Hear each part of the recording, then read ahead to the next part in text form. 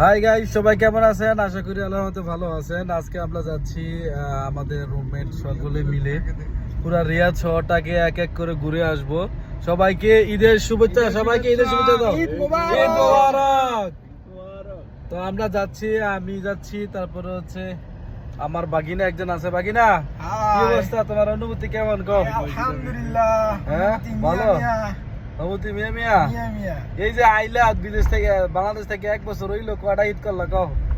তিনটা ঈদ করে লাইছো, মাশাআল্লাহ। কইস বছর দুইটা না তিনটা করে না, এটা আছে আরেকজন আছে, তার অনুভূতি লো। ওই দা আগো কিরে তুই প্রথম আইছিস যে কি? আসসালামু আলাইকুম। হ্যাঁ, আমি সৌদি আরবে আসছি 3 মাস হয়। আমি নিজেকে খুবই ভাগ্যবান মনে করি। এই 3 মাসের ভিতরে প্রথম মাসে উমরা করলাম, আল্লাহ তাআলা কবুল করুক উমরাটাকে। আমিন। দ্বিতীয় মাসে রমজান পেলাম, রোজা রাখলাম। আল্লাহর অশেষ রহমতে সবগুলা রোজা রাখতে সক্ষম হয়েছি,